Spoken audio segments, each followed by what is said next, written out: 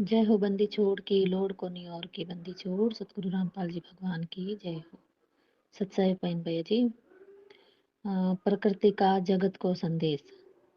भैया जी आज सुबह सुबह बहन जब सो रही थी तो 4 बजे का अलार्म बजा और बहन उठी थोड़ी देर फिर वापस सो गई फिर वापस 5 बजे का अलार्म बजा तो बहन उठी। दोबारा अलार्म बजने पर तो उठी तो वापस बहन को नींद आ गई। तो बहन सोई तो नींद आ गई तो बहन को अ, सपन में प्रकृति जो है ना प्रकृति उसने बहन से कांटेक्ट किया प्रकृति ने। तो बहन जब सो रही थी तो मतलब बहन कहीं पे सतसेवक सारे मतलब एक बड़ा सा घर था। बहन का घर तो नहीं था क्योंकि बहन का घर तो डबल स्टोरी है और जहाँ पे बहन छत पे थी वहाँ पे सिंगल स्टोरी मकान था लेकिन वो बड़ा घर था और सिंगल स्टोरी था। तो नीचे सारे सतसेवक भाई बैठे हुए थे भाई बहन। और तो बहन भी बैठी हुई थी। तो आंधी तूफान आने लगे बरसात। तो बहन ने कहा कि ऊपर कोई कपड़े वगैरह हो तो देख आए ऊपर कोई सामान पड़ा हो तो बहन देख आती है। तो बहन जैसे छत पे चढ़ी छत पे गई तो मतलब वहां पे प्रकृति जो है ना ऐसे एकदम रौद्र रूप लेके बैठी थी। बिजली कड़क रही थी जोर जोर से। एक जैसे कोई कांच का टप हो ना टप या कोई बाल्टी हो कांच की तो उसमें कोई जलती हुई आग मतलब उस गेंद कोई जलती हुई फूल उस आग में डाल दी जाए कांच के शीशे में। तो मतलब वो गेंद से वो जलती हुई आग की गेंद से वो पानी पूरा गर्म हो जाएगा ना भाई जी।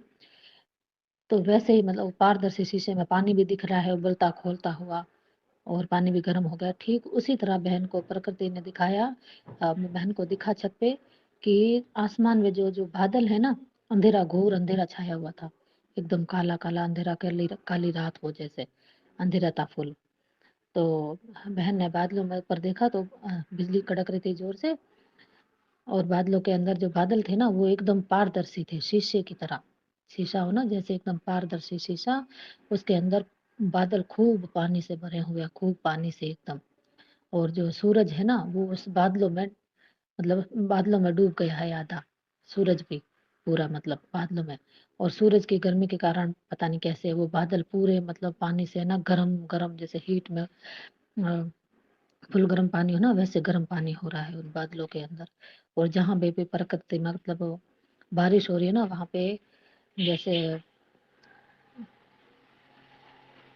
गरम गरम लावा हो कैसे हो वैसे बारिश हो रही है उस तरह। तो जहाँ से भी वो बारिश जैसे जग का पानी एकदम से जग का पानी भर के पूरा गिरा दिया जाए तो एक साथ पानी गिरता है ना। और बारिश आती है तो बूंदे बूंदे आती है। लेकिन वो पानी पूरा बादलों में जो भरा हुआ था ना पारदर्शी लग रहा था जैसे को बहन को पूरा दिख रहा था बादलों में।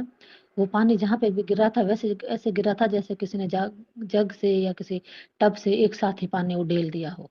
और जहाँ पे भी वो पानी गिर रहा था बादलों में से वहां पे लावे की तरह एकदम आग की तरह पानी गिरा था और वहीं पे वो धरती मतलब पूरी जली जा रही थी कहीं पे फटी जा रही थी। ऐसे मतलब बहुत खौफनाक खौफनाक मंजर भाई जी बहुत खौफनाक मंजर बहन ने देखा कल रात को मतलब सुबह रात को। जो सपना आया उसमें बहुत ही खतरनाक मंजर था। तो उसमें प्रकृति बहन से कांटेक्ट हुई और प्रकृति ने कहा कि तुम जो है ना सतसेवक मैं तुम्हारे आगे कुछ भी नहीं हूँ। मैं तुम लोगों के आगे कुछ नहीं हूँ। और प्रकृति बहुत खूब रो रही थी भाई जी रो रही थी मतलब बहुत गुस्से में प्रकृति। और बहुत मतलब वो थी प्रकृति गुस्से में थी और प्रकृति ने संदेश दिया कि मेरी जगत माता को जल्दी से लेके आओ बाहर। मेरी जगत माता को बाहर लेके आओ। मुझे उसे गुरु बनाना है। मतलब वैसे बोला प्रकृति ने। भाई ये जगत वालों को लास्ट संदेश है। भाई मेरे जगत माता को बाहर लेके आ जाओ वरना मैं किसी को नहीं छोड़ूंगी। अगर जगत माता को पेश आप ले आते हो बाहर तो मैं पापियों को हर किसी को माफ कर दूंगी। और ये रुद्र रौद्र रूप किसी के सामने नहीं आएगा और सामान्य मौसम रहेगा। लेकिन मेरे जगत माता को बाहर नहीं लाते हो तो फिर पूरी दुनिया भुगतेगी मेरा कहर पूरी दुनिया मेरा कहर भुगतेगी ऐसे प्रकृति बोल रही है। तो बहन नीचे आवाज लगाई क्योंकि प्रकृति बहुत कड़क रही है बहुत गुस्से में उसके आंखों से आंसू जा रहे हैं। वो कह रही है कि मेरा जगत माता है वो मेरी यहाँ पे आई है और उसे इतना तुम दुखी कर रहे हो सारे जगत वाले उसे इतना प्रताड़ित कर रहे हो ऐसे करके भी उसे जल्दी बाहर लाओ। वरना मैं किसी को माफ़ नहीं करूँगी। जब तक मेरी जगत माता मेरे सामने नहीं आएगी, बाहर नहीं आएगी, मतलब बाहर नहीं आएगी, और मैं जब तक उसके चरणों में गिर के ही मैं शांत होऊँगी। प्रकृति ऐसे बोल रही है। तो बहन ने जैसे ही आवाज़ लगाई, नीचे सबसे भाई बैठे थे, तो भाई भाई भाई आप ले आओ, भाई बहन भाई, किसी को भी आवाज़ लगी ऐसे ज़ोर-ज़ोर से, बहन ने भाई जगत माता को ले आओ, जगत माता को ले आओ। तो फिर जगह से बोला, तो उधर से मेरी मम्मी है ना, मम्मी के रूप में वो आ गई है। जगत माता जो बोले ना, मेरी मम्मी के रूप में आ गई है। तो मम्मी के रूप में आई, तो ये परमात्मा की परीक्षा ही थी भैया जी, कोई मुझे मेरी परीक्षा ही ले रहे थे परमात्मा। तो जगत माता के रूप में बुलाना तो गुरु जी को था, आने तो गुरु जी थे, लेकिन वो मम्मी के रूप में आ रहे हैं गुरु जी। तो मेरी मम्मी आ गई। तो मैंने कहा, ये मम्मी कहाँ से आ रही है? जगत माता तो मम्मी है नहीं, क्योंकि मम्मी तो साधारण मनुष्य है। प्रकृति उसके चरणों में क्यों गिरेगी बताओ, मम्मी के? हाँ, तो मैंने कहा नहीं, ये मम्मी नहीं है, ये तो मम्मी है। तो मेरे अंदर से ये शरीर जो है ना, बहन का शरीर, ये बोल रहा है कि नहीं, तुम है ना जगत में हो, और ये शरीर तुम्हारा जगत में है। तो तुम्हारी माता भी यही है, तुम्हारी मम्मी है ना, जो यही तुम्हारी जगत माता है। और तो मैं जैसे भाई बहनों को आवाज दे रही हूँ, तो भाई बहनों के रूप में मेरी जो जगत वाली बहन है ना, वो आ रही है सामने, ऊपर आ रही है, मेरी मम्मी के सामने सामने, गुरु जी के पीछे पीछे, मतलब। तो मेरी बहन आ रही है। तो मैंने कहा, ये मेरी बहन कहाँ से? ये मेरी बहन है ही नहीं, मेरे तो परमात्मा ने मुझे ज्ञान दिया है, अपनी शरण में लिया है, तो मेरा ज्ञान दे के परमात्मा ने मेरी आत्मा को जगा दिया है, शरीर से छुड़वा दिया है। तो मेरा ये शरीर मेरा है ही नहीं, ना ही ये मेरा जगत है, ना ही ये मेरा शरीर है। मैं एक आत्मा हूँ, और आत्मा का पिता सिर्फ वो परमात्मा है, और वही जगत माता है, असली जगत माता वही परमात्मा है, ये मेरी मम्मी नहीं है। तो वो काल, मतलब जैसे शरीर के रूप में, मन रूप में, सब में भीतर है ही। वो मतलब काम, प्रकृति पे भी गुस्सा हो रहा है, और ऐसे कह रहा है, नहीं तुम्हारी जगत माता ये है, तुम जगत के हो, तुम यहाँ के हो।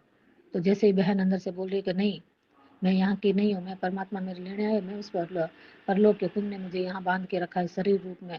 ये ना ये शरीर मेरा है, ना ही जगत मेरा है। मैं एक आत्मा हूँ, और उस परमात्मा के सतलोक धाम से यहाँ आई हूँ, जो तुमने मुझे यहाँ पे बांध के रख दिया है। तो मेरा जगत माता वही है। तो परमात्मा ऐसे कहा ऐसे, तो परमात्मा आगे वहां से चल के आए, आगे आते आते मेरे सामने से जैसे गुजरे परमात्मा, तो परमात्मा मेरी मम्मी को जो मुझे दिख रही था ना, वो एकदम से वो परमात्मा बन गए, गुरु जी बन गए, गुरु जी की शक्ल आ गई, मतलब पूरे गुरु जी हो गए। और गुरु जी मेरे सामने मुस्कुराते हुए हाथ ऐसे ऊपर करते करते, और आगे ऐसे चले गए, आशीर्वाद देते हुए परमात्मा आगे से निकले। और प्रकृति के आगे, थोड़ा प्रकृति जो आसमान में चमक रही थी ना, मतलब अपना रौद्र रूप दिखा रही थी, तो उसके सामने जाके खड़े हो गए परमात्मा। तो प्रकृति में, मतलब सामने खड़े हो गए परमात्मा, और प्रकृति के बीच है ना, काफी देर बातचीत हुई परमात्मा की, और मैं भी पास ही खड़ी हूँ। काफी देर बात हुई उन दोनों की, पता नहीं क्या बातें तो मुझे सुनाई नहीं दी पवन भैया जी, लेकिन उन दोनों में काफी देर बातें हुई।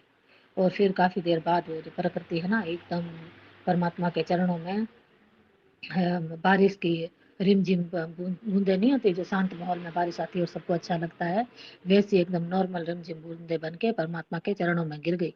और वो रौद्र रूप था जो सारा, वो शांत हो गया प्रकृति का।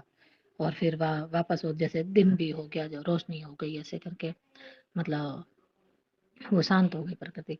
तो भैया जी, परमात्मा ने तो मेरी परीक्षा ली बहन की, भाई परीक्षा ही लेना भाई, अभी तुम इस शरीर को ही अपना मान रहे हो, या जगत में ही जगत को ही अपना मान रहे हो, क्या है, मतलब ऐसे करके परमात्मा ने परीक्षा ली। क्योंकि अब समा ना ही हम जगत में है, ना ही हम इस शरीर में, क्योंकि शरीर तो यहाँ का है, यहीं पे रह जाना है। आत्मा ही हमारी सच्ची है जो वहां जाएगी। और परमात्मा ने हमें बताया भाई, आत्मा ही सच्ची है, और आत्मा वहां की, और आत्मा मेरी है, तो हम परमात्मा के हो ना भाई जी। तो ऐसे करके परमात्मा ने मेरी परीक्षा ली शायद। हाँ, तो प्रकृति तो जगत को संदेश दे रही थी कि भाई, ये लास्ट संदेश है जगत वालों को, भाई जाके उस मेरे जगत माता को बाहर ले आओ। जगत माता सिर्फ वो परमात्मा ही है, उसे बाहर ले आओ। जब तक वो परमात्मा नहीं आएगा, तब तक ये दुनिया पूरी कहर झेलेगी मेरा, और मैं एक क्षण भी नहीं रुकूंगी भाई, मतलब ऐसे करके। अगर मेरे परमात्मा को समय ले आते हैं पहले पहले, मेरे रूप से पहले, तो मैं पूरे हर किसी को माफ कर दूंगी भाई, पापियों को भी माफ कर दूंगी। ऐसे करके भाई जी, बहन तो बहुत वो खूब मंजर देख के डरी तो नहीं, मतलब शरीर डर रहा था, लेकिन आत्मा जो थी वो बिल्कुल भी नहीं डर रही थी, वो शांत थी एकदम भाई, परमात्मा मेरा साथ है हर पल। ऐसे करके और फिर बहन उठी थोड़ी देर बाद, सपना जब खत्म हुआ, उठी बहन, और हाथ मुँह धो के पहले वो मंगलाचरण किया, शब्द बोले, परमात्मा का थोड़ी देर सिमरन किया, फिर उठ के बहन जब दरबार में आई, परमात्मा को दंडवत प्रणाम किया और जो परमात्मा जी के जो बेड लगा हुआ है परमात्मा के दरबार में, तो परमात्मा का बेड लगा है उसमें चादर राम जो भी कंबल डाके राम है, परमात्मा को रात को सुलाते समय परमात्मा सो जाते हैं, हम कंबल ड्राप उड़ा देते हैं ना, तो बहन सुबह उठ के जब हम कंबल ड्राप वापस तय लगाते हैं, संवरते हैं, मतलब तो वैसे करके बहन जब वो कमल राम तय लगा रही थी वापस दरबार में, फिर बाद में नित्य नेम करूं, तो बहन के एक ही एक भजन सा बार बार आ रहा था, बहन वो अपने आप से गाए जा रही थी। कौन सा भजन था कि तू ही माता तू ही पिता है, तू ही माता तू ही पिता है, तू ही जगत का तारणहार, ये वाला भजन आता है ना भाई जी, ये भजन अपने आप से मेरे से वो शब्द से निकलता जा रहा था, और मैं परमात्मा के जब कमल राम तय लगा रही था तो एक यही शब्द वो गा रही थी, भाई तू ही माता तू ही पिता है, तू ही जगत का पालनहार तारणहार, ऐसे करके। सच्चा है भाई जी।